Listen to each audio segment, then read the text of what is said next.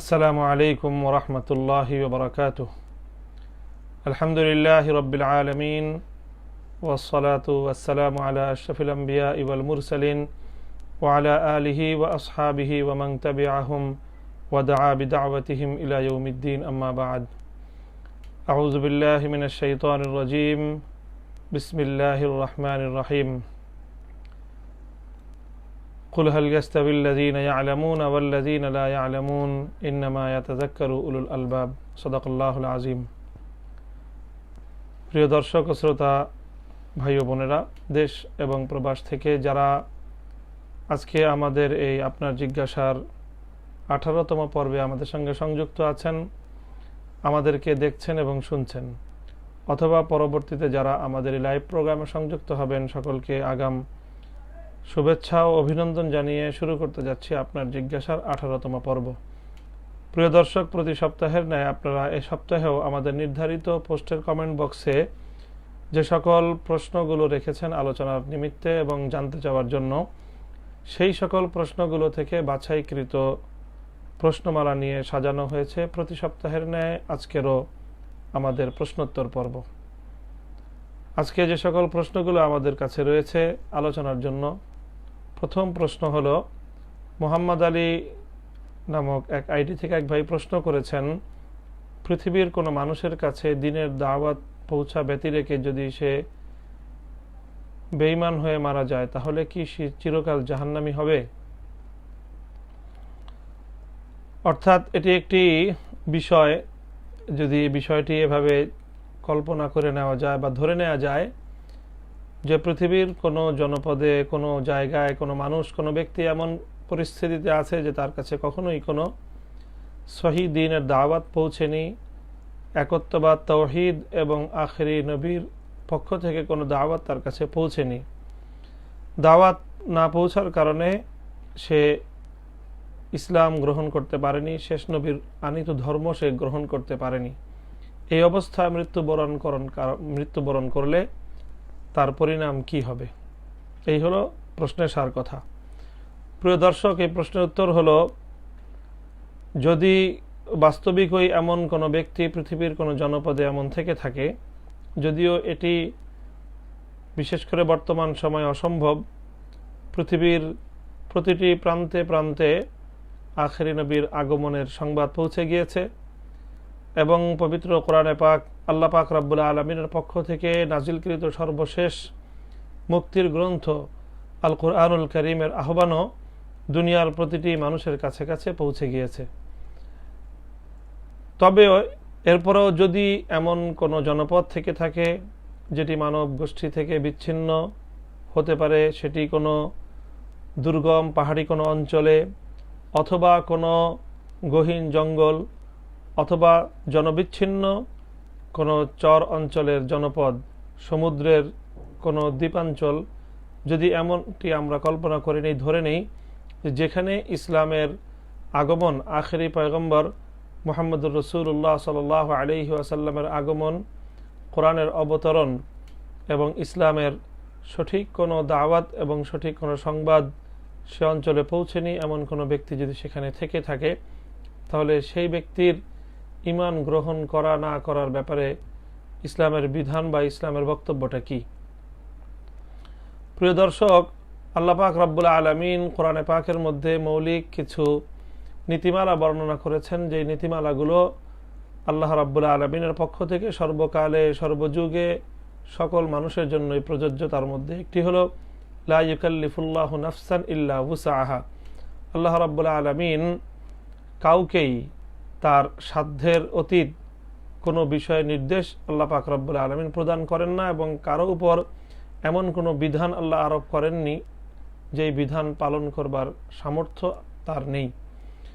ঠিক তদ্রূপ আল্লাহ পাক রব্বুল আলামিন কোরআনে পাকের মধ্যে এমন ঘোষণাও দিয়েছেন যে আল্লাহ রব্বুল আলামিন, ওয়ামা কুন্না নুআযিবু হাত্তা নাবআসা ইলাইহিম রাসূলা, ওয়ামা কুন্না নুআযিবু হাত্তা নাবআসা রাসূলা, যে আমি কোন রসুল প্রেরণ ব্যতি রেখে কোনো জাতিকে শাস্তি দেব, এমনটি আমি আল্লাহ রাব্বুল আলামিনের স্বভাব নয়।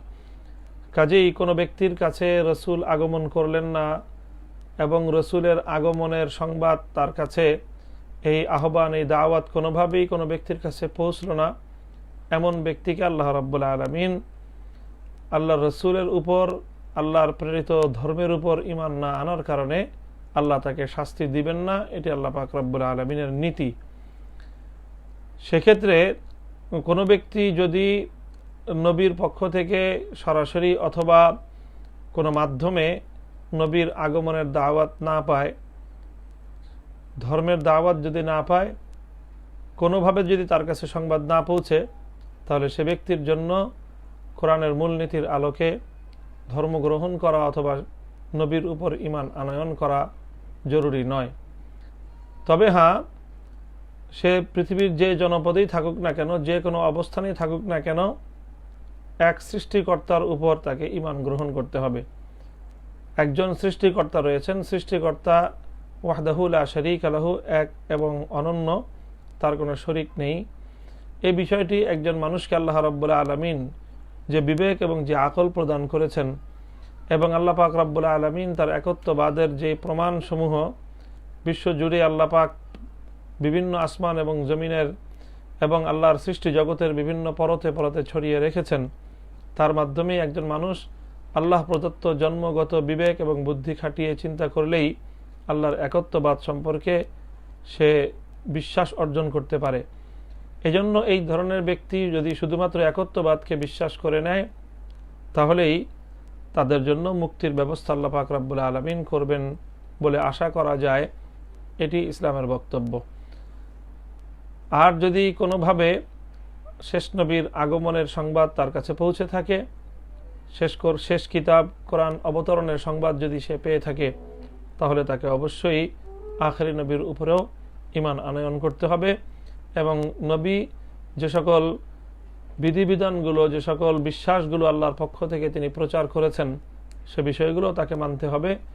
এগুলো মেনে না নেওয়া পর্যন্ত, এগুলোর উপর বিশ্বাস স্থাপন না করা পর্যন্ত একজন মানুষ ঈমানদার বলে গণ্য হবে না, এবং এই অবস্থায় মৃত্যুবরণ করলে ইসলামী আকীদা অনুযায়ী সে চিরস্থায়ী জাহান্নামী হবে। দ্বিতীয় যেই প্রশ্নটি রয়েছে, নুরুল হক নামে আইডি থেকে এক ভাই প্রশ্ন করেছেন সুনামগঞ্জ থেকে, ডেনমার্কে কোরআন অবমাননা করা হয়েছে, এ ব্যাপারে মুসলিম উম্মার জন্য কি নির্দেশনা? প্রিয় দর্শক, আমরা লক্ষ্য করে থাকি যে পৃথিবীর, বিশেষ করে পশ্চিমা বিশ্বের বিভিন্ন জনপদে, বিভিন্ন দেশে থেকেই ইসলাম, আল্লাহর কোরআন এবং আল্লাহর নবী, আখেরি নবী, মানবতার মুক্তির দূত নবী মুহাম্মদুর রাসূলুল্লাহ সাল্লাল্লাহু আলাইহি ওয়াসাল্লামকে নিয়ে তারা নানা ধরনের কটূক্তি করে থাকে, তাদের মান সম্মানের উপর আক্রমণ করে থাকে, বিভিন্ন সময় ব্যঙ্গচিত্র তৈরি করে তারা ইসলামকে, ইসলামের নবীকে ঘায়েল করার চেষ্টা করে, এবং মুসলমানদের হৃদয়ে তারা আঘাত করার অপপ্রয়াস চালায়। এক্ষেত্রে মুসলমানদের জন্য করণীয় হলো অবশ্যই রাসূল সাল্লাল্লাহু আলাইহি ওয়াসাল্লামের সম্মান, রাসূলের মর্যাদা, ইসলামের সুমহান মর্যাদার কথা অকপট চিত্তে, দ্বিধাহীন চিত্তে বিশ্ববাসীর সামনে তুলে ধরা, এবং এই অন্যায় এবং এই সকল গর্হিত কার্যকলাপ এবং মানুষের ধর্মীয় ভাবাবেগের উপর আক্রমণ করার এই ঘৃণ্য কার্যকলাপের বিরুদ্ধে প্রতিবাদ জানানো, প্রতিকার করাতে পারলে সেই প্রতিকারের ব্যবস্থা করা, সেটিও মুসলমানদের দায়িত্ব এবং কর্তব্য।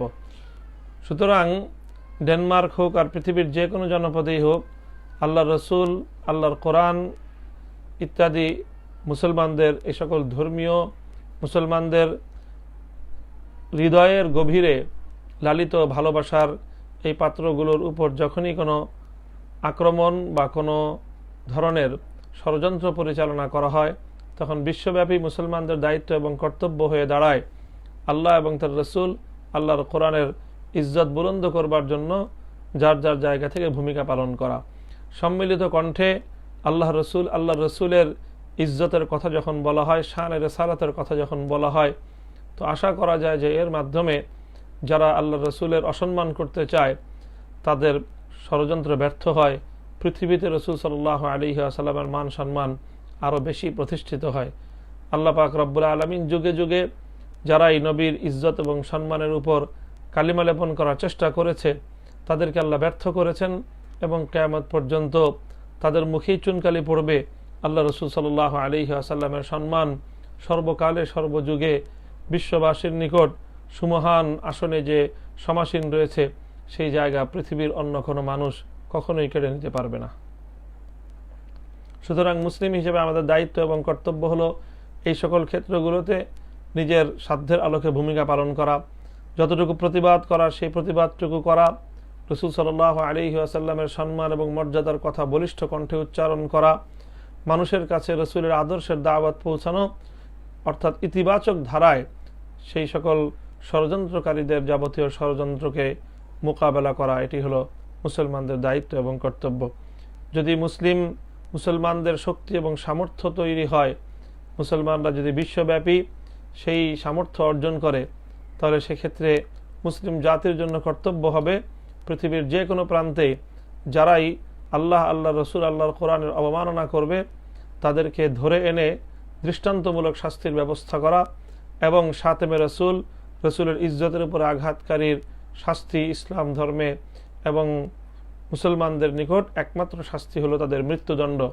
মুসলমানদের জাতীয় কর্তব্য, গোটা উম্মার জন্য কর্তব্য, বিশেষ করে উম্মার শাসকবর্গের জন্য কর্তব্য হলো এই ধরনের অপতৎপরতা বন্ধে সর্বোচ্চ শক্তি ব্যয় করা এবং সব ধরনের প্রক্রিয়া গ্রহণ করে আল্লাহ রসুলের ইজ্জতের ঝান্ডা সমুন্নত করবার জন্য সম্মিলিত পদক্ষেপ গ্রহণ করা। এটি মুসলিম জাতির জাতীয়, রাষ্ট্রীয় এবং সম্মিলিত দায়িত্ব।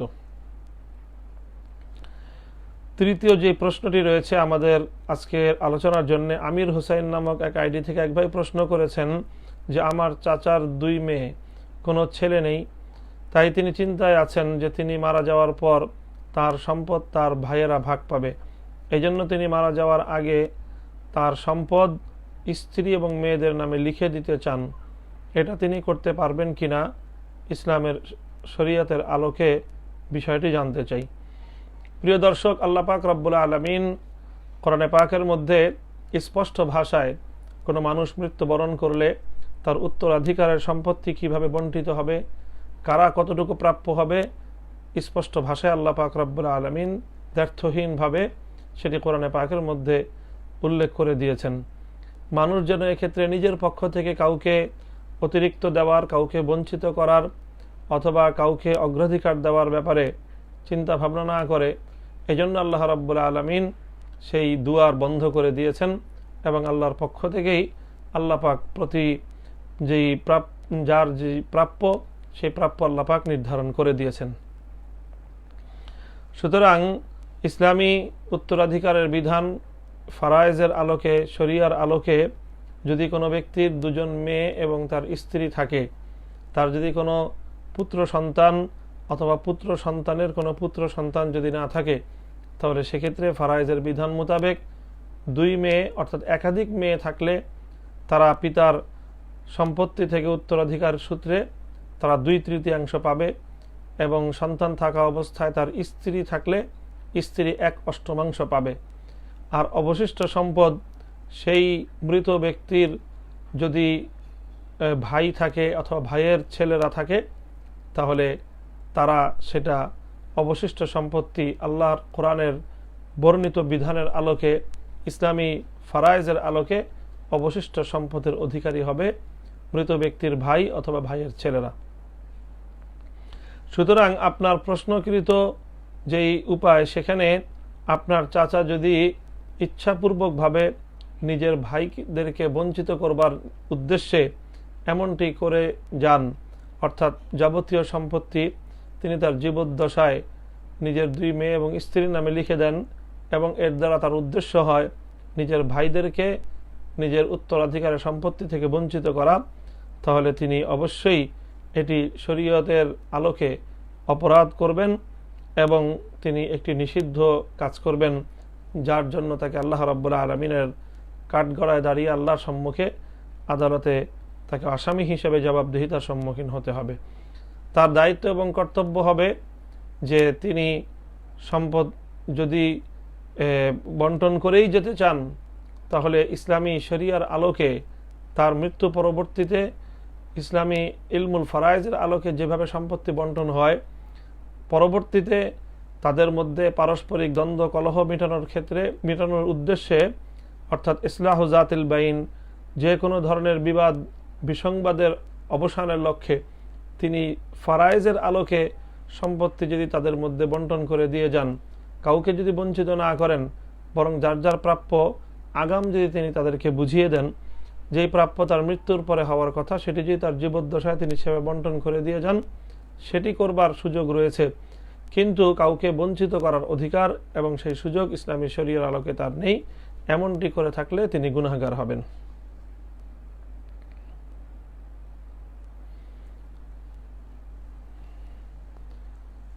চতুর্থ যে প্রশ্নটি আজকে আমাদের সামনে রয়েছে, মাকসুদা আক্তার সেতুল নামে এক বোন আমাদেরকে জানতে চেয়েছেন আমাদের কাছে যে কোনো পুরুষ উপযুক্ত থাকে একদিকে বিয়ে করার, কোনো পুরুষ যদি একাধিক বিয়ে করার উপযুক্ত থাকে, তাহলে যদি প্রথম স্ত্রীকে না জানিয়ে দ্বিতীয় বিয়ে করে এবং দুজনের দায়িত্ব সঠিকভাবে পালন করে, তাহলে কি দ্বিতীয় বিয়েটা তার বৈধ বা জায়েজ হবে?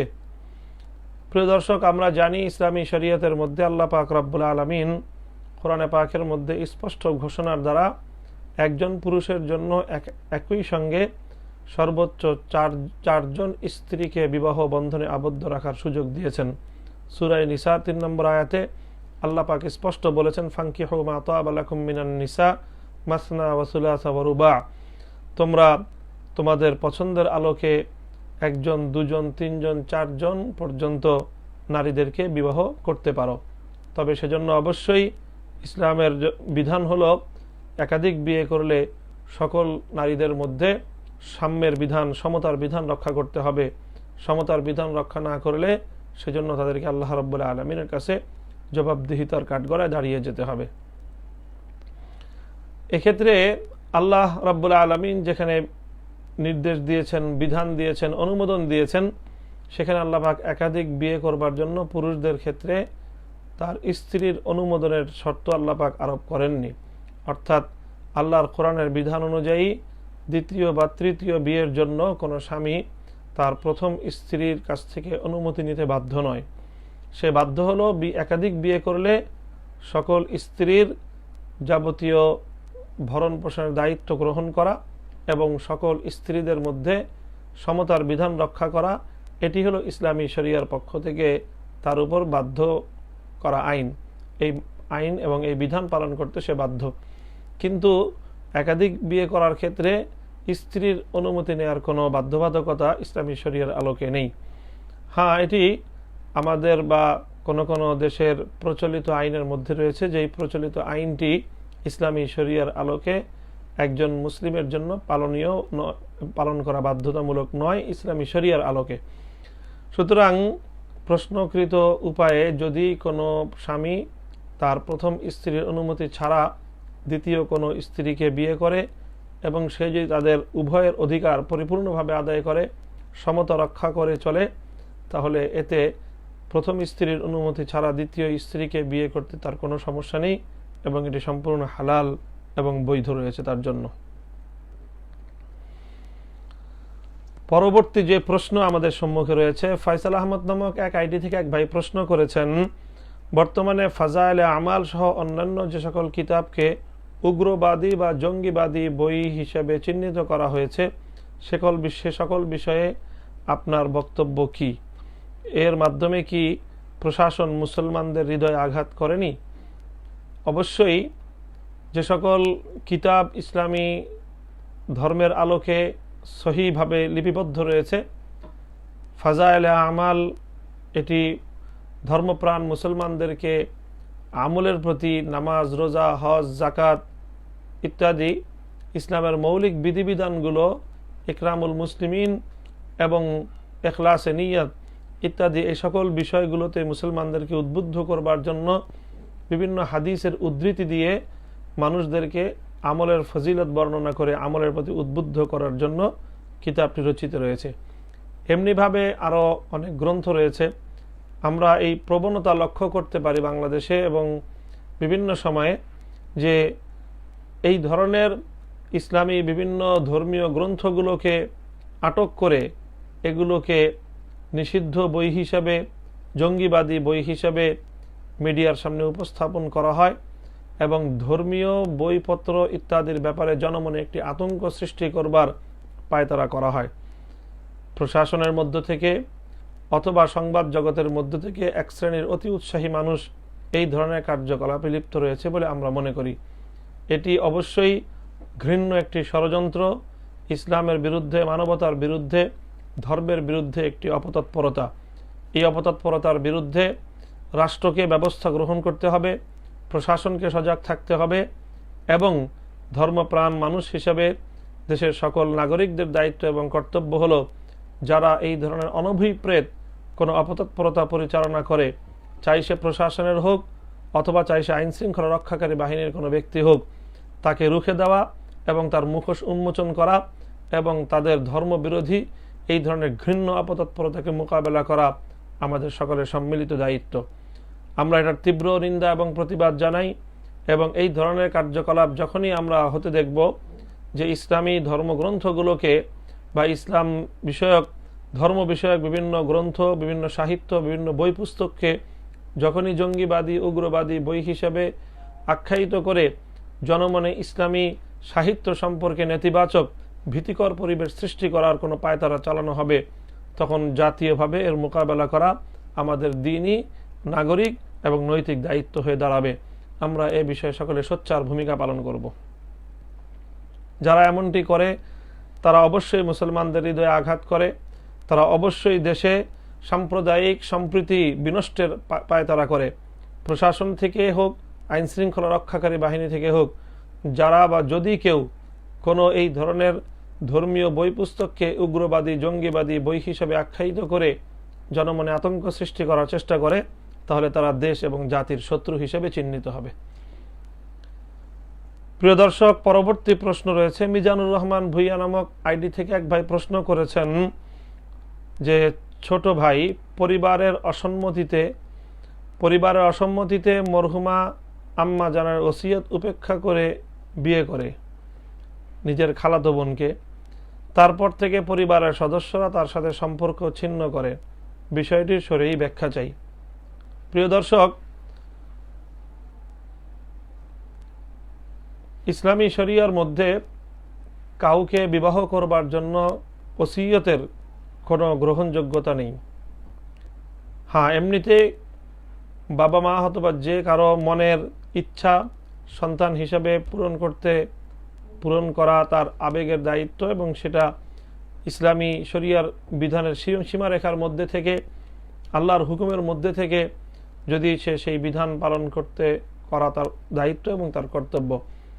কিন্তু আল্লাহ রাব্বুল আলামিন যেটাকে হালাল করেছেন, কোনো মা বাবা অথবা অন্য কোনো ব্যক্তির ওসিয়ত অথবা নির্দেশের কারণে আল্লাহর হালালকৃত বিষয় কখনোই হারাম হয়ে যাবে না। সুতরাং আল্লাহ পাক রাব্বুল আলামিন যে নারীকে বিবাহ করা হালাল করে দিয়েছেন, মায়ের ওসিয়তের কারণে সে নারীকে বিয়ে করা হারাম হয়ে যায়নি, বরং সেই নারী আল্লাহর পক্ষ থেকে শরীয়তের নির্দেশনার আলোকে বিবাহ করা ওই পুরুষের জন্য হালাল রয়ে গেছে। সুতরাং এই ভাই যে তার এই পাত্রীকে বিয়ে করেছে, এতে মায়ের ওসিয়ত ভঙ্গ হয়েছে। এই বিয়ের ক্ষেত্রে এই ওসিয়তের কার্যকারিতা নেই। এজন্য পরিবারের অন্যান্য সদস্যদের তার প্রতি অভিমান থাকতে পারে, কিন্তু সেই অভিমান থেকে তার সঙ্গে সম্পর্ক ছিন্ন করা, আত্মীয়তার বন্ধনকে ছিন্ন করা, এটির সুযোগ ইসলামী শরীয়তের মধ্যে নেই। যদি কেউ এভাবে আত্মীয়তার বন্ধন ছিন্ন করে, তার সঙ্গে সম্পর্ক ছিন্ন করে, তাহলে এটি হবে তাদের জন্য কবিরা গুনাহ, অত্যন্ত ভয়াবহ অপরাধ হবে এটি। সুতরাং এই ব্যক্তি নিজের মায়ের ওসিয়ত, যেটি তার জন্য শরিয়ার আলোকে পালনীয় বাধ্যতামূলক ছিল না, সে বিয়ে করার কারণে সে এমন কোনো অপরাধ করেনি যে অপরাধের কারণে ইসলামী শরীয়তের আলোকে তার সঙ্গে সম্পর্ক ছিন্ন করা বৈধ হবে। এমত অবস্থায় পরিবার থেকে যারা তার সঙ্গে সম্পর্ক ছিন্ন করবে, তারা আত্মীয়তার বন্ধন ছিন্নকারী হিসেবে কবিরা গুনাহের ভাগীদার হবে এবং আল্লাহর দরবারে আসামির কাঠগড়ায় তাদেরকে দাঁড়াতে হবে।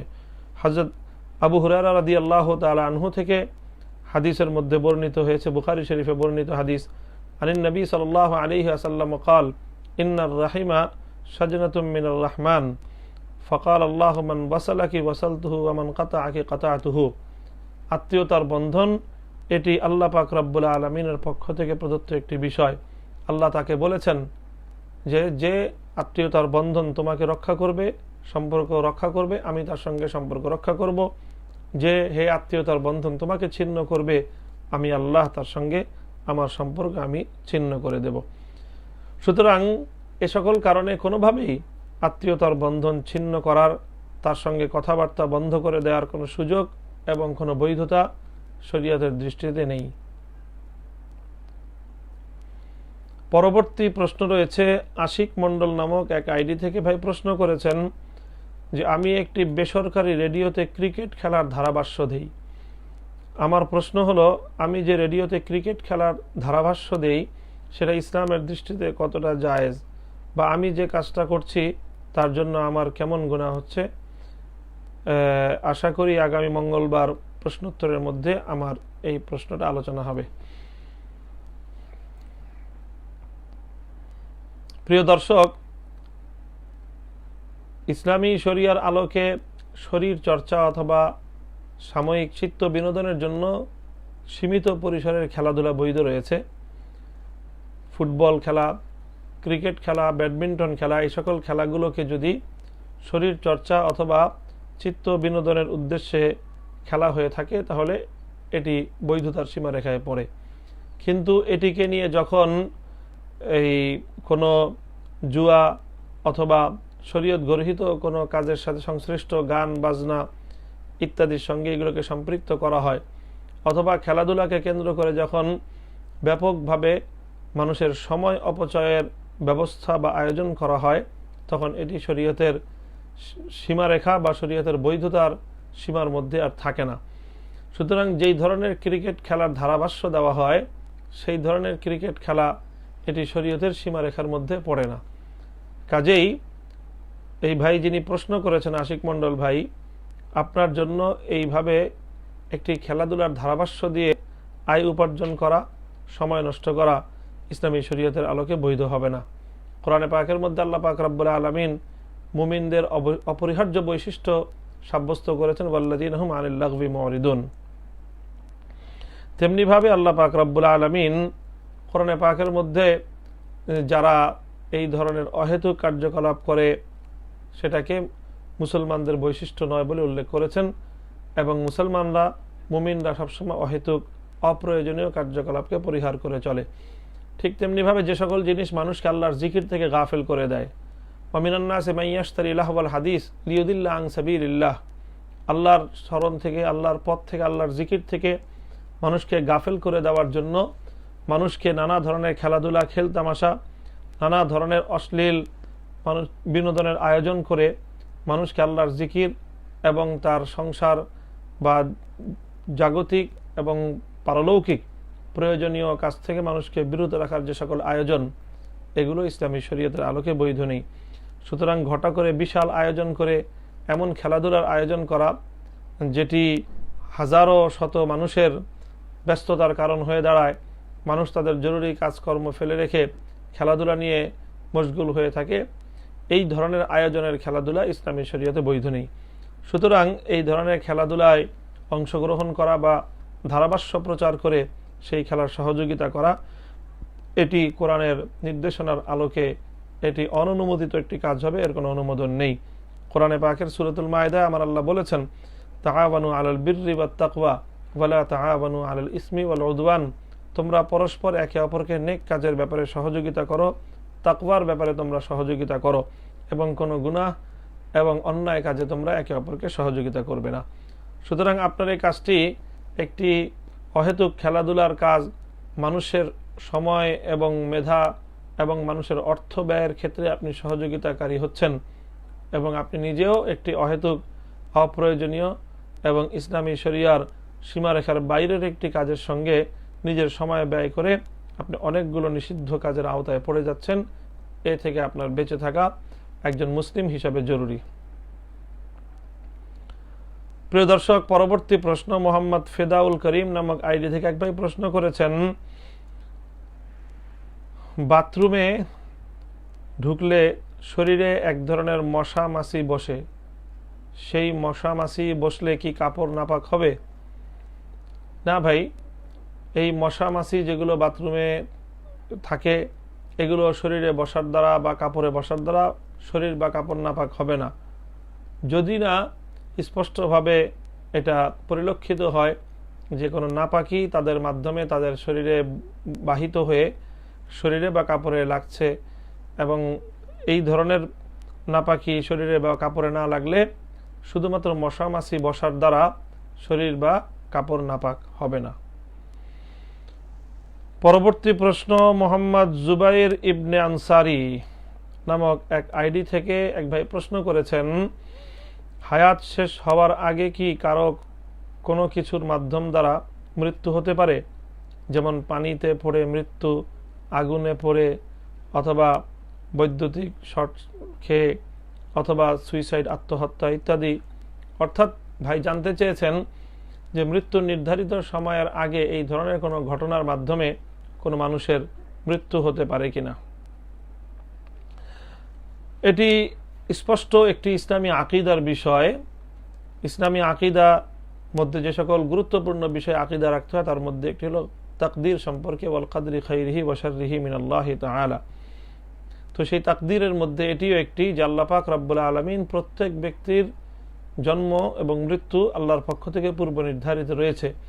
আল্লাহ পাক রব্বুল আলামিন প্রত্যেক ব্যক্তির জন্য যেই মুহূর্তে যার মৃত্যু নির্ধারণ করে রেখেছেন তার এক মুহূর্ত আগে অথবা নির্ধারিত মৃত্যুর সময়ের এক মুহূর্ত পরেও কোনো ব্যক্তির মৃত্যু হতে পারে না। কোরআনে পাকের অনেকগুলো আয়াতের মধ্যে কথা দ্ব্যর্থহীনভাবে ঘোষণা করা হয়েছে। সূরা ইউনূসের 49 নম্বর আয়াতে রয়েছে, কুল্লা আমলিকু লিনাফসি দাররান ওয়ালা নাফআন ইল্লা মা শা আল্লাহ লিকুল্লি উম্মাতিন আজাল ইযা জাআ আজালুহুম ফালা ইস্তাখিরুনা সাআতান ওয়ালা ইস্তাকদিমুন। হে নবী, আপনি বলুন যে আমি আমার নিজের লাভ ক্ষতিরও ক্ষমতা রাখি না এবং আল্লাহ পাকের ইচ্ছা ছাড়া কোনো কিছুই করার শক্তি আমার নেই। আর প্রত্যেক জাতির জন্য একটা সময় নির্ধারণ রয়েছে, তার মৃত্যুর সেই নির্ধারিত সময় যখন চলে আসবে তখন এক মুহূর্ত বিলম্ব হবে না এবং এক মুহূর্ত আগেও হবে না। কোরআনের এই ঘোষণার দ্বারা, অমোঘ ঘোষণার দ্বারা এই কথা দ্ব্যর্থহীনভাবে প্রতিষ্ঠিত এবং প্রমাণিত যে প্রত্যেক ব্যক্তির জন্য আল্লাহ পাক রব্বুল আলামিনের পক্ষ থেকে মৃত্যুর সময় নির্ধারিত রয়েছে এবং নির্ধারিত সময়েই প্রত্যেক ব্যক্তি মৃত্যুবরণ করে। তবে হ্যাঁ, যে সকল ঘটনাগুলো ঘটে, মৃত্যুর যে সকল আসবাব বা যে সকল উপলক্ষগুলো তৈরি হয় সেগুলো জাগতিক এবং মানুষের দৃষ্টিতে সেটি নতুন করে উপস্থাপিত, কিন্তু আদতে এবং বাস্তবে এগুলো কেবলমাত্র উপলক্ষ। আল্লাহ পাক রব্বুল আলামিন এভাবেই প্রত্যেক ব্যক্তির তাকদীরে যেই সময়টুকু তার মৃত্যুর জন্য নির্ধারিত করে রেখেছেন সেই মৃত্যু নির্ধারিত সময়েই যে কোনো একটি উপলক্ষ সংঘটিত হয় এবং সেই আল্লাহর পক্ষ থেকে পূর্ব নির্ধারিত সময়ে একজন মানুষ মৃত্যুর কোলে ঢলে পড়ে। সুতরাং মৃত্যুর সময়ের আগে কোনো ব্যক্তি মৃত্যুবরণ করে না, প্রত্যেক ব্যক্তির জন্য নির্ধারিত মৃত্যুর সময়েই প্রতিটি মানুষ মৃত্যুবরণ করে। সুতরাং আমাদের বাংলা সাহিত্যে বা বাংলা ভাষায় একটি কথা প্রচলিত রয়েছে এবং সংবাদ ভাষ্যেও কথাটি প্রায়শই শোনা যায়, অকাল মৃত্যু। কোনো মানুষ অল্প বয়সে মারা গেলে তাকে বলা হয় অকাল মৃত্যু। ইসলামী শরিয়ার আলোকে, কোরআনের এই ঘোষণার আলোকে কোনো মানুষের অকাল মৃত্যু নেই, বরং প্রতিটি মৃত্যু তার নির্ধারিত সময়েই হয়ে থাকে। আল্লাহ পাক রব্বুল আলামিন কার জন্য কতটুকু হায়াত নির্ধারণ করে রেখেছেন এটি একমাত্র আলিমুল গায়ব আল্লাহই জানেন। সুতরাং যার জন্য হায়াত আল্লাহ পাক যতটুকু বরাদ্দ রেখেছেন, হায়াত শেষ হয়ে যাওয়া মাত্রই ওই ব্যক্তির মৃত্যু ঘটে, একটু আগেও হয় না এবং এক মুহূর্ত বিলম্বও হয় না।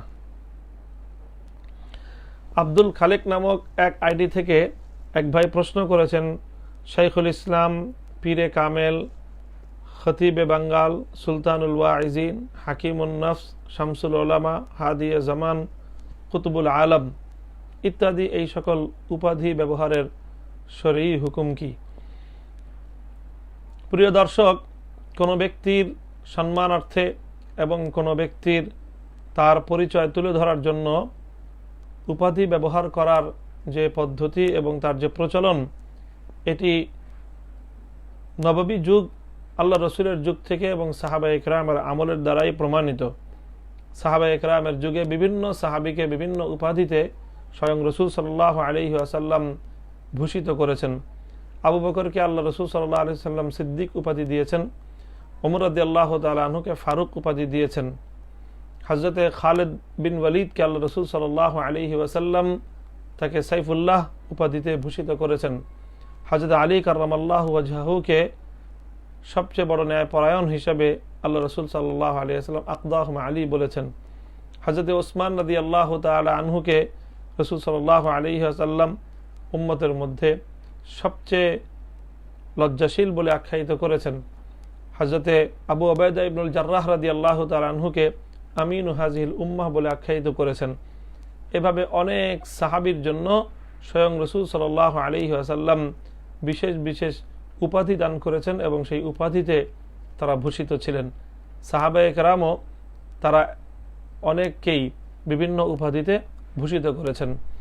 সুতরাং কোনো ব্যক্তিকে বিশেষ কোনো সম্মানজনক পরিচায়ক এবং উপাধি প্রদান, এটি ইসলামী শরিয়ার আলোকে এবং ইসলামী কালচারে কোরআন সুন্নাহর আলোকে এটি সুপ্রাচীন একটি ধারা। তবে হ্যাঁ, অবশ্যই যেটি রক্ষা করতে হবে সেটি হলো উপযুক্ত ব্যক্তির ক্ষেত্রে এই ধরনের উপাধি ব্যবহার করা যাবে, অনুপযুক্ত কোনো ব্যক্তির জন্য উপাধিগুলো ব্যবহার করা এটি অনুচিত। অনুপযুক্ত ব্যক্তির ক্ষেত্রে উপাধি ব্যবহার করা এটি অনেকটা ক্ষেত্রে একজন ব্যক্তির সম্পর্কে অসত্য প্রচারণার নামান্তর হবে। কাজে সেক্ষেত্রে উপযুক্ত ব্যক্তির ক্ষেত্রে উপযুক্ত উপাধি ব্যবহার করতে কোনো সমস্যা নেই। পরবর্তী যে প্রশ্ন রয়েছে, নুরুল আহসান নামক আইডি থেকে এক ভাই প্রশ্ন করেছেন, আমি যদি নামাজের আগে পেশাব করি তখন পেশাবের ফোঁটা পড়ে না, আর যখন নামাজে দাঁড়িয়ে সেজদায় যাওয়ার পথে মনে হয় পেশাবের ফোঁটা পড়ছে, কিন্তু সত্যি পড়ে, সেক্ষেত্রে যদি সত্যি পড়ে পেশাবের ফোঁটা, সেক্ষেত্রে আমার নামাজ হবে কিনা, আর এই সমস্যা থেকে পরিত্রাণের উপায় কি? প্রিয় দর্শক, প্রশ্নোক্ত বর্ণনার ক্ষেত্রে এটি তো অবশ্যই ইসলামী শরীয়তের বিধান যে পেশাব করার পরে উযু করবার পূর্বেই একজন ব্যক্তি নিশ্চিত হবে যে তার পেশাবের ফোঁটা পড়া বন্ধ হয়েছে। পেশাবের ফোঁটা পড়া বন্ধ হওয়া নিশ্চিত না হওয়া পর্যন্ত তার জন্য তো পবিত্রতাই অর্জন করার সুযোগ নেই। এরপরে পেশাবের ফোঁটা পড়া বন্ধ হয়েছে নিশ্চিত হওয়ার পরে যখন সে তাহারাত এবং পবিত্রতা অর্জন করে নামাজে অংশগ্রহণ করলো, নামাজ শুরু করে দিল, এখন যদি নামাজরত অবস্থায় তার এরকম পেশাবের ফোঁটা পড়ছে বলে এই ধরনের তার মধ্যে কোনো ওয়াসওয়াসা, মনের মধ্যে মন্ত্রণা তৈরি হয়, সন্দেহ এবং সংশয় দেখা দেয়, তাহলে এই ব্যক্তির জন্য করণীয় হলো যে এই ধরনের সংশয় বা এই ধরনের ওয়াসওয়াসাকে সে প্রশ্রয় দিবে না, নামাজকে অব্যাহত রাখবে এবং এমন ধারণার বশবর্তী হওয়ার কারণে বা ধারণা সৃষ্টি হওয়ার কারণে, সন্দেহ সৃষ্টি হওয়ার কারণে তার নামাজও ভঙ্গ হবে না এবং তার উজুও ভঙ্গ হবে না। তবে হ্যাঁ, যদি নিশ্চিতভাবে সে এটা বুঝতে পারে যে তার নামাজরত অবস্থায় তার পেশাবের ফোঁটা বেরিয়েছে, তাহলে তার নামাজও ভঙ্গ হয়ে যাবে এবং তার উজুও ভঙ্গ হবে, এবং পেশাবের ফোঁটা কাপড়ে লেগে থাকলে, গায়ে লেগে থাকলে সেই কাপড়ের অংশ এবং গায়ের সে অংশ শরীরের সেটাও নাপাক হবে। সেটা ধৌত করে নতুন করে তাহারাত অর্জন করে আবার নতুন করে নামাজ তাকে শুরু করতে হবে, এছাড়া তার কোনো বিকল্প নেই।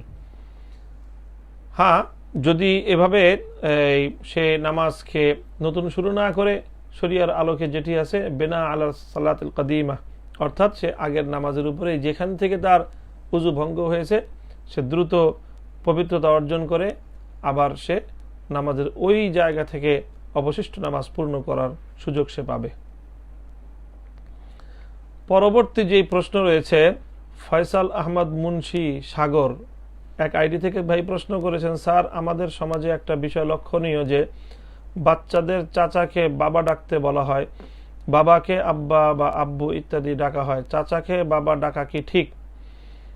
প্রিয় দর্শক, এমনিতে বাবা চাচা বাবার সমগোত্রীয়, বাবার সমপর্যায়ের কথা ঠিক। সেক্ষেত্রে যদি শুধুমাত্র বাবার মতো সম্মান এবং মর্যাদা দেওয়ার লক্ষ্যে চাচাকে বাবা বলা হয়, তাহলে সেটি বৈধতার আওতায় পড়ে।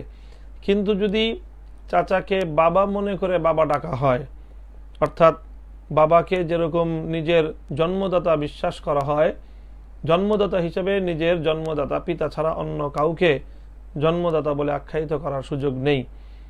সুতরাং যদি সম্মান প্রদানের লক্ষ্যে যদি বাবা বলা হয়, তাহলে সেটি বৈধ হতে পারে, তবুও এমনটি না করাই উত্তম হবে মনে হয়। জসিমউদ্দিন বাহার নামক এক ভাই নোয়াখালী থেকে জানতে চেয়েছেন যে শহর কিংবা গ্রামে দেখা যায় যে কোচ, টেটা ইত্যাদির মাধ্যমে মাছ ধরা হয়, শরীয়তের দৃষ্টিতে এভাবে মাছ শিকার করা বৈধ কিনা? হ্যাঁ, কোনো ধারালো অথবা কোনো অস্ত্রের সাহায্যে টেটা দিয়ে অথবা কোনো ধারালো ফল বিশিষ্ট কোনো খঞ্জর দিয়ে অথবা কোনো নেজা বর্ষা দিয়ে যদি মাছকে আঘাত করে মাছকে শিকার করা হয়, তাহলে এটি বৈধ হবে। শুধু লক্ষণীয় এতটুকু যেন একটি প্রাণীকে অপ্রয়োজনীয় বেশি কষ্ট না দেওয়া হয়। প্রাণীকে শিকার করতে হলে অবশ্যই তাকে তো কিছু কষ্ট দিতে হবে, তাকে বধ করতে হবে। সেই বধ করার জন্য যে কোনো উপায় অবলম্বন করা যেতে পারে, তবে মাত্রাতিরিক্ত অপ্রয়োজনীয় কোনো কষ্ট কোনো ধরনের প্রাণীকে দেওয়াই নিষিদ্ধ। প্রিয় দর্শক, পরবর্তী যে প্রশ্ন রয়েছে, মোহাম্মদ আরিফুজ্জামান, ঢাকা মিরপুর থেকে এক ভাই, তার প্রশ্ন হলো, যদি জোহরের নামাজ না পড়ে এবং সেদিন রাত 12টার পর তার ইচ্ছে হয় জোহরের নামাজ কাজা পড়বে, তাহলে যেহেতু রাত 12টার পর আমরা পরের দিন হিসাব গণ্য করি, তাহলে যেই ব্যক্তি কাজা নামাজের নিয়ত করার সময় সে কি বলবে? ওই ব্যক্তি সে কি বলবে আজকের জোহরের কাজা আদায় করছি নাকি গতকালকের জোহরের কাজা আদায় করছি? কিভাবে সে নিয়ত করবে? প্রিয় দর্শক, কাজা নামাজ যখন কেউ পড়বে, তখন নামাজের পূর্বে তাকে অবশ্যই সেই নামাজকে নির্ধারণ করে নিয়ত করতে হবে সে কোন ওয়াক্তের নামাজ কাজা করছে। এটি সে তার নিজের নিয়তের মধ্যে নির্ধারণ করে নেবে, সেটি সে যেভাবেই করুক। তো ইসলামী শরিয়ার আলোকে রাত 12টার সময় তারিখ পরিবর্তনের কোনো বিধান নেই। আমরা জানি যে শরিয়ার আলোকে বা শরিয়া বিধান আলোকে সূর্যোদয়ের মাধ্যমে তারিখ শেষ হয় এবং সূর্যোদয়ের পর থেকে নতুন তারিখ শুরু হয়। তবে এইখানে সেই বিষয়টিও কোনো জরুরি নয়, আজকে বা কালকে পরশু এটি কোনো বিষয় নয়। যে সালাত আদায় করছে, যিনি কাজা নামাজ পড়ছেন, তিনি যে কোনোভাবে ওই নামাজটিকে মেনশন করবেন, নির্ধারণ করবেন যে নামাজটি তিনি পড়ছেন।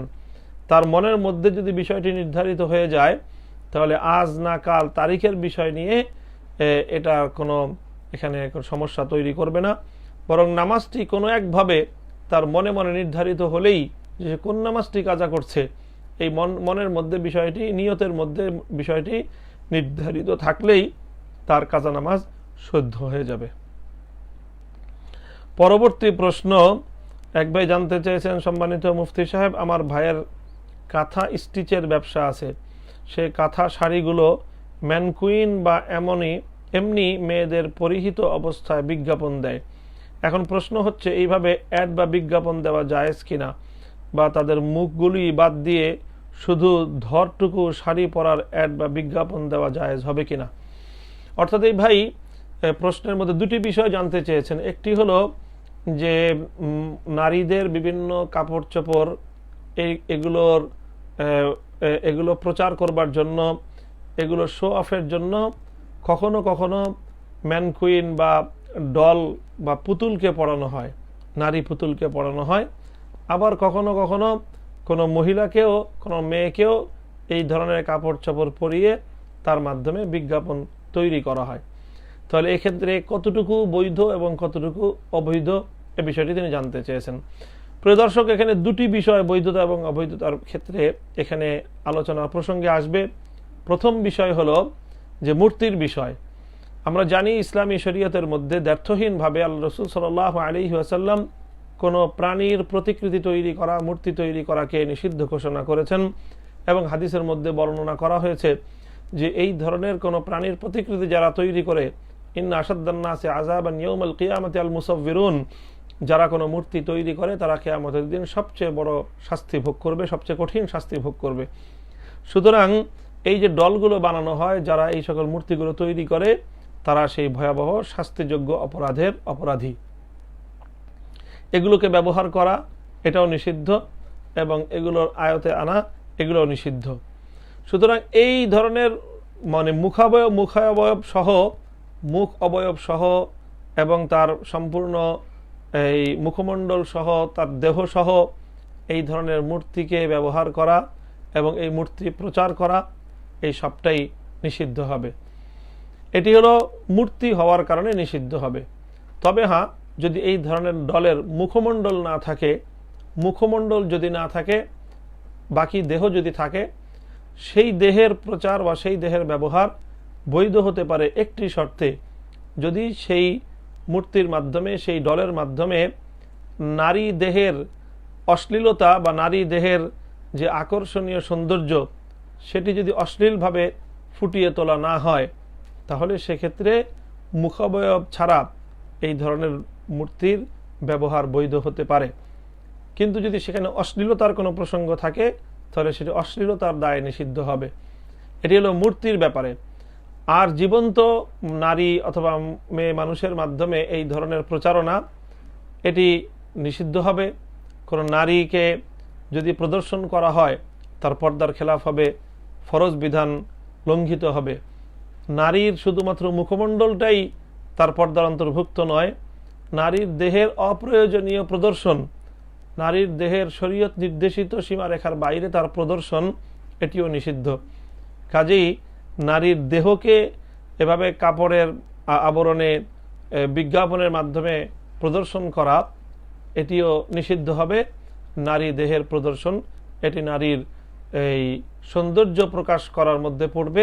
আল্লাহ পাক রব্বুল আলামিন কোরআনে পাকের মধ্যে নির্দেশ করেছেন, ওয়ালা ইউবদিনা যিনাতাহুন্না, নারীরা যেন তাদের সৌন্দর্য নির্ধারিত তাদের মাহরাম এবং স্বামী ছাড়া অন্য কারো সামনে যেন প্রকাশ না করে। সুতরাং এই ধরনের অ্যাড তৈরি করা, বিজ্ঞাপন প্রচার করা, এটি দুই কারণে নিষিদ্ধ হবে। এক হয় নারীর পর্দা লঙ্ঘন হওয়ার কারণে, আর যদি ডল ইত্যাদি হয়, তাহলে মূর্তির প্রচারণা এবং অশ্লীলতার প্রচারণার দায়ে এগুলো ইসলামী শরীয়তের আলোকে নিষিদ্ধ হবে। পরবর্তী প্রশ্ন রয়েছে ওমর ফারুক রাসেল নামক আইডি থেকে এক ভাই প্রশ্ন করেছেন, আমি ময়মনসিংহ থেকে বলছি, আমার প্রশ্ন হলো, অনেকে সহজে দাড়ি গজাতে চায় না, তাই দাড়ি গজানোর জন্য শেভ করে, এটা কি বৈধ? আবার অনেকের দাড়ি হয় আঁকা বাঁকা, তাই দাড়ি সোজা করার জন্য স্ট্রিট করে, এটা কি ঠিক হবে? প্রিয় দর্শক, দাড়ি গজানোর জন্য দাড়ি শেভ করা এর সুযোগ নেই।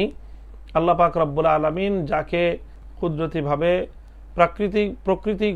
প্রাকৃতিকভাবে, জন্মগতভাবে, শারীরিকভাবে যেই পরিমাণ দাড়ি আল্লাহ পাক দেন, সেই দাড়ি সেই অবস্থায় রেখে দেওয়া, আপন অবস্থায় ছেড়ে দেওয়া, এটি রাসূল সাল্লাল্লাহু আলাইহি ওয়াসাল্লামের সুন্নাত। আফুল্লুহা, আল্লাহ নবী বলেছেন, দাড়িকে তার আপন অবস্থায় ছেড়ে দাও। সুতরাং অতিরিক্ত দাড়ি গজাবার জন্য অথবা দাড়ি মোটা একটু ঘন হিসেবে ঘন হয়ে গজাবার জন্য দাড়ি শেভ করাটা, এটি নিষিদ্ধের আওতায় পড়বে এবং এর অনুমতি ইসলামী শরীয়তে নেই। দ্বিতীয় যে প্রশ্ন করেছেন, দাড়ি আঁকা বাঁকা অসুন্দর থাকার কারণে দাড়িকে সুন্দর এবং গোছালো করবার জন্য যদি স্ট্রেট করা হয় অথবা কোনোভাবে গুছিয়ে রাখার কোনো ব্যবস্থা করা হয়, যদি তার মধ্যে দাড়ি নষ্ট না হয়, দাড়ি ছিঁড়ে না যায়, দাড়িকে কাটা না হয় এক মুষ্টির মধ্যে, তাহলে এইভাবে সৌন্দর্য কোনো এর মূল আকৃতি বিকৃত করা ছাড়া শুধুমাত্র সৌন্দর্য বর্ধন করা, এটি শরীয়তের সীমারেখার মধ্যে পড়বে, এতে কোনো সমস্যা নেই। চুল আঁচড়ে রাখা, দাড়ি আঁচড়ে রাখা, এটি রাসূল সাল্লাল্লাহু আলাইহি ওয়াসাল্লামের সুন্নাহর মধ্যেই পড়ে। সুতরাং এভাবে যদি কেউ দাড়িকে সুন্দর করে সুসজ্জিত করে রাখার উদ্দেশ্যে এভাবে সোজা করে নেয়, তাহলে এটা করা যেতে পারে। পরবর্তী যে প্রশ্ন, যে শ্বশুর যদি অসৎ উপায়ে অর্থ উপার্জন করে তা দিয়ে নিজের মেয়ের জামাইকে কিছু দিতে চায় বা মেয়েকে দেয়, তাহলে এটা নেওয়া না নেওয়ার বিধান কি অনুগ্রহপূর্বক জানিয়ে বাধিত করবেন। প্রিয় দর্শক, এখানে শ্বশুর নয়, যে কোনো ব্যক্তি যখন কাউকে কোনো গিফট করবে, হাদিয়া দিবে, তখন সেটির বিধান হলো যে যদি সেটি অবৈধ কোনো সম্পদ থেকে হাদিয়া দেওয়া হয়, তাহলে হাদিয়া দেওয়া যেমন না জায়েজ, সেই হাদিয়া বা সেই উপঢৌকন গ্রহণ করাও জায়েজ হবে না।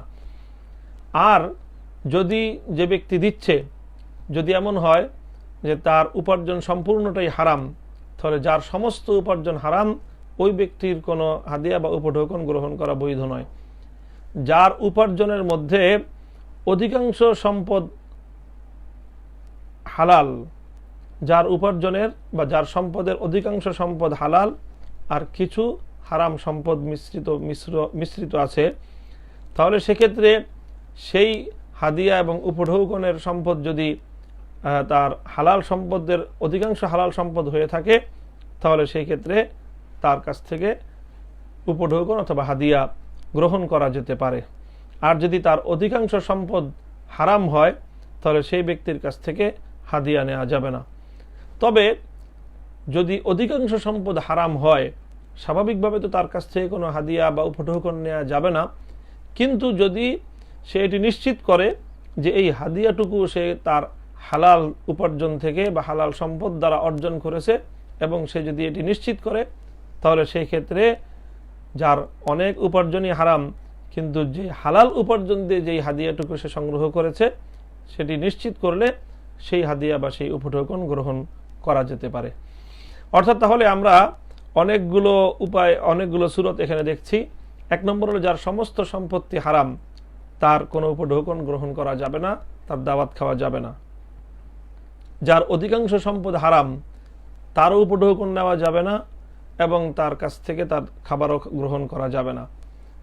যার অধিকাংশ সম্পদ হারাম, কিন্তু সে যদি কোনো উপঢৌকন, কোনো হাদিয়া, কোনো খাদ্য হালাল সম্পদের দ্বারা তৈরি করে, প্রস্তুত করে, এবং সেটি যদি সে বলে দেয় যে আমার উপার্জন যদিও অনেক হারাম, কিন্তু এই উপার্জনটুকু যেটি দিয়ে আমি হাদিয়া বা উপঢৌকন দিচ্ছি, খাদ্য প্রস্তুত করেছি, এটি হালাল, এটি সে নিশ্চিত করলে তাহলে সেটি নেওয়া যেতে পারে। যার কিছু হারাম আর অধিকাংশ সম্পদ হালাল, ওই ব্যক্তির কাছ থেকে হাদিয়া এবং তোহফা নেওয়া যেতে পারে। তবে এই ধরনের ব্যক্তি যাদের সম্পদের মধ্যে অধিকাংশ হালাল হলেও হারামের মিশ্রণ রয়েছে, তাদের উপঢৌকন থেকে বিরত থাকাটাই উত্তম। প্রিয় দর্শক, পরবর্তী প্রশ্ন রয়েছে আব্দুল আলিম নামক এক আইডি থেকে এক ভাই 13 খাদা খুলনা, সেখান থেকে প্রশ্ন করেছেন তাকবীরে উলার শেষ সীমা কোন পর্যন্ত। তাকবীরে উলা আমরা জানি যে রাসূল সাল্লাল্লাহু আলাইহি ওয়াসাল্লাম উম্মতকে তাকবীরে উলার সাথে নামাজ পড়তে উদ্বুদ্ধ করেছেন, উৎসাহিত করেছেন, এবং তাকবীরে উলার সাথে নামাজ পড়ার অনেক ফজিলত বর্ণিত হয়েছে। প্রশ্ন হলো তাকবীরে উলা সীমারেখা কতটুকু।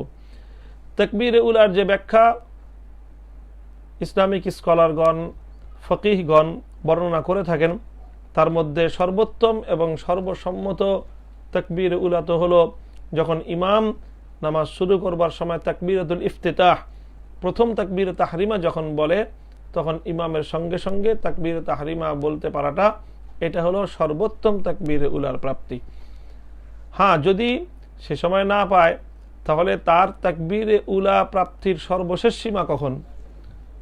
তো সর্বশেষ সীমা আল্লাহ রাসূল সাল্লাল্লাহু আলাইহি ওয়াসাল্লামের হাদিসের আলোকে ফকিহ ফুকাহায়ে কেরাম এবং মুহাদ্দিসগণ, হাদিস ব্যাখ্যাকাতাগণ, তারা বলেছেন যে প্রথম রাকাত যদি কেউ পায়, তাহলে সেও তাকবীরে উলা প্রাপ্তির অংশীদার হবে।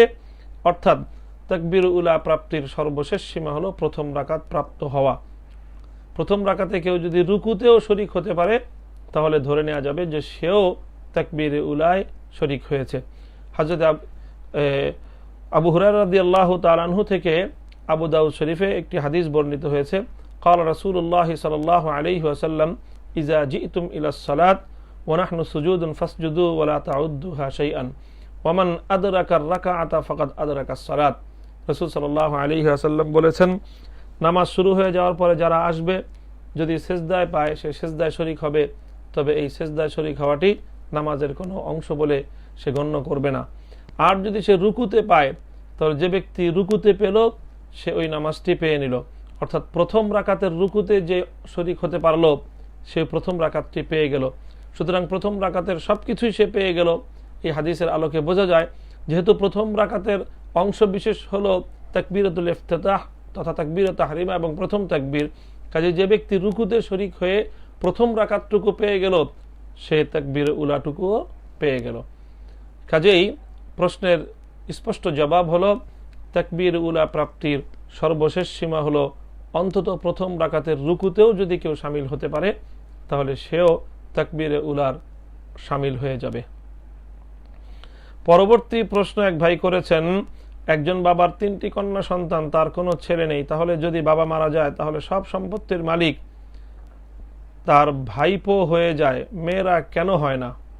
হিসাব মতো তার সমস্ত সম্পত্তির মালিক তার কন্যা সন্তান অথবা তার স্ত্রী হওয়া দরকার ছিল, এটা কেন হয় না?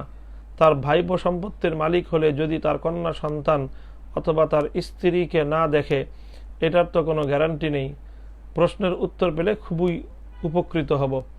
প্রিয় ভাই, আপনি যেভাবে বলেছেন আপনার তথ্যটি তো সঠিক নয়, যে একজন ব্যক্তি মারা যাওয়ার পর যদি তার কন্যারা থাকে, তার স্ত্রীরা থাকে এবং তার যদি ভাইপো অর্থাৎ ভাইয়ের ছেলে থাকে তাহলে ভাইয়ের ছেলে সমস্ত সম্পত্তির মালিক হয়ে যায়, এটি ভুল তথ্য।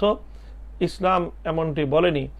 বরং যদি বাবার মৃত্যুর পরে তার একাধিক কন্যা সন্তান থাকে, কোনো ছেলে সন্তান যদি বাবার না থাকে, একাধিক কন্যা সন্তান থাকলে তারা বাবার মিরাজ সম্পত্তির 3 ভাগের 2 ভাগ তারা পেয়ে যাবে, আর তার স্ত্রী 8 ভাগের 1 ভাগ পাবে।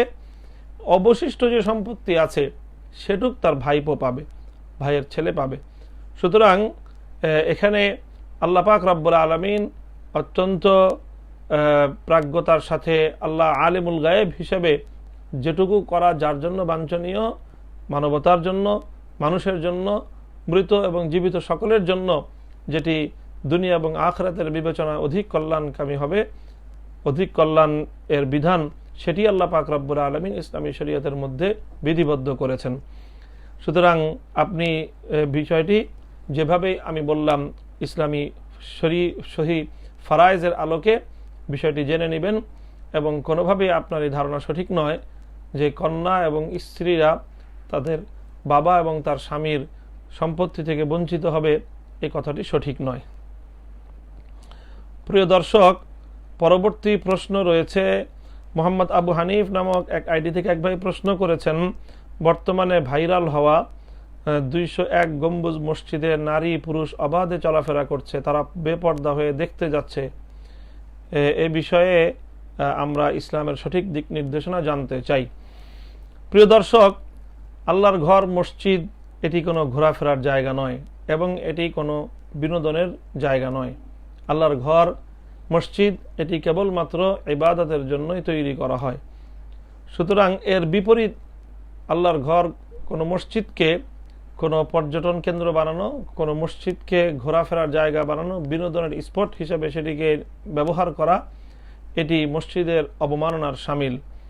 কাজেই যদি এমন কোনো ঘটনা ঘটে থাকে তাহলে সেটিকে অবশ্যই নিয়ন্ত্রণ করা কর্তব্য মসজিদ কর্তৃপক্ষ এবং মসজিদের এলাকাবাসী, মসজিদের দায়িত্বশীল যারা রয়েছেন তাদের অবশ্যই এটি দায়িত্ব এবং কর্তব্য। যারা যদি কেউ এভাবে মসজিদে গিয়ে থাকে এবং সেই মসজিদে গিয়ে এভাবে যদি গর্হিত কাজ করে থাকে, নারী পুরুষ অবাধে অথবা নারীরা বেপর্দা অবস্থায় মসজিদে গিয়ে থাকলে তাদের দ্বারা মসজিদের অবমাননা হয়েছে এবং এর জন্য তারা অবশ্যই পাপের ভাগীদার হবে। ঠিক তেমনিভাবে নারী নির্বিবাদে বা নির্বিবেচনায় নারীদের যে কোনো সময় মসজিদে প্রবেশ, এটিও একটি অত্যন্ত আপত্তিকর বিষয়। নারীদের যখন শরীর অপবিত্র থাকে সেই সময়ে নারীর জন্য মসজিদে প্রবেশ করা নিষিদ্ধ এবং হারাম। কাজে এই পর্যায়ে আমরা লক্ষ্য করছি যে এই সকল বিষয়গুলি লক্ষ্য না করেই অনেকেই হয়তো এই ধরনের সুন্দর এবং দর্শনীয় মসজিদগুলো দেখার জন্য তারা এভাবে মসজিদগুলোতে ভিড় করছে। এটি অবশ্যই পরিত্যাজ্য একটি বিষয়। রাসূল সাল্লাল্লাহু আলাইহি ওয়াসাল্লাম এক হাদিসের মধ্যে নিষেধ করেছেন যে মসজিদকে যেন কেউ আনিল হিলাক ইয়াউমাল জুমআতি ক্বাবলা সালাত। মসজিদের মধ্যে অনেক কাজ নিষিদ্ধ, তার মধ্যে একটি হলো যে জুমার নামাজের পূর্বে মসজিদে বসে গল্প গুজবের আসর জমানো। তো যেখানে মসজিদের মধ্যে গল্প গুজবের আসর জমানো নিষেধ, মসজিদের মধ্যে কেনা বেচা করা নিষেধ, মসজিদের মধ্যে আল্লাহর জিকির ব্যতি রেখে, ইসলামের কোনো বিধিবিধানের আলোচনা ব্যতি রেখে অপ্রয়োজনীয় কোনো কথাবার্তা বলা পর্যন্ত নিষিদ্ধ। সেই মসজিদে এভাবে মানুষ নির্বিচারে মসজিদের ভাবমূর্তি রক্ষা না করে, সম্মান রক্ষা না করে অবাধে বিচরণ করা, মসজিদকে একটি পার্কের মতো হিসাবে এটিকে ব্যবহার করা অত্যন্ত ঘৃণিত এবং অত্যন্ত আপত্তিকর একটি বিষয়। এটি অবশ্যই সংশ্লিষ্ট সকলের এ ব্যাপারে দায়িত্বশীল ভূমিকা পালন করা অবশ্যই জরুরি। সর্বশেষ যেই প্রশ্নের আলোচনার মাধ্যমে আজকে আমরা আমাদের এই আপনার জিজ্ঞাসার 18তম পর্বের প্রশ্নোত্তর আমরা সমাপ্ত করব। সালিমুল্লাহ মুনির নামক এক আইডি থেকে এক ভাই প্রশ্ন করেছেন, রুহানি সাহাবা অথবা রুহানি নবী বলা যাবে কি? না, এমন কোন পরিভাষা ইসলামী শরীয়তের মধ্যে নেই। সাহাবি মান রাআন নবী সাল্লাল্লাহু আলাইহি ওয়াসাল্লাম মাআল ঈমান ওয়া মাতা আলাল ঈমান, যে ব্যক্তি মান রাআন নবী ওয়া রাআহুন নবী সাল্লাল্লাহু আলাইহি ওয়াসাল্লাম, যার আল্লাহর নবীর সঙ্গে প্রত্যক্ষ সাক্ষাৎ হয়েছে, সে আল্লাহর নবীকে দেখেছে অথবা নবীজি তাকে দেখেছেন ঈমান অবস্থায় এবং তার মৃত্যু হয়েছে ঈমান অবস্থায়, সেই কেবলমাত্র সাহাবী। অন্য কাউকে কোনোভাবে সাহাবী আখ্যায়িত করা সাহাবী পরিভাষার সঙ্গে এটি অমূলক একটি আচরণ। ঠিক তেমনিভাবে নবী তো নবী, যাকে আল্লাহ পাক রব্বুল আলামিন নবুয়তের জন্য নির্বাচন করেছেন, আল্লাহ তাকে নবুয়ত দান করেছেন, তিনিই নবী। নবীর মধ্যে আর কোনো প্রকার ভেদ নেই। রুহানি নবী, জিল্লি নবী, বিভিন্ন ধরনের প্রকারের নবীর ব্যবহার বা এই ধরনের নবীকে অন্য এরকম বিভিন্ন উপাধিতে বিভক্ত করে নবীর ব্যবহার, এটি ইসলামী ঐতিহ্য এবং কোরআন সুন্নাহর আদর্শের পরিপন্থী, কোরআন সুন্নাহর ব্যবহারের পরিপন্থী আচরণ। সুতরাং এই ধরনের রুহানি নবী, রুহানি সাহাবী, এই ধরনের পরিভাষা ব্যবহার থেকে অবশ্যই সকলকে বিরত থাকতে হবে। আল্লাহ পাক রব্বুল আলামিন আমাদের সকলকে জীবনের প্রতিটি ক্ষেত্রে ইসলামী শরিয়ার, কোরআন সুন্নাহর প্রতিটি বিধান অনুসরণ করার তৌফিক দান করুন। প্রিয় দর্শক, এতক্ষণ পর্যন্ত যারা আপনারা আমাদের সঙ্গে সংযুক্ত ছিলেন এবং আমাদের আজকের এই প্রশ্নোত্তরের লাইভ অনুষ্ঠান আপনারা দেখেছেন, শুনেছেন, সকলকে আমরা অভিনন্দন জানাই, স্বাগত জানাই এবং সকলের জন্য দোয়া করি। আল্লাহ রাব্বুল আলামিন আপনাদের সকলকে ভালো রাখুন। ইনশাআল্লাহ আবার দেখা হবে আপনাদের এই অনুষ্ঠান প্রশ্নোত্তর পর্ব, আপনার জিজ্ঞাসার 19তম পর্বে আগামী মঙ্গলবার। ততদিন পর্যন্ত আল্লাহ রাব্বুল আলামিন আমাদের সকলকে ভালো রাখুন, সুস্থ রাখুন, এই দোয়া প্রত্যাশা করে বিদায় নিচ্ছি। আসসালামু আলাইকুম ওয়া রাহমাতুল্লাহি ওয়া বারাকাতুহু।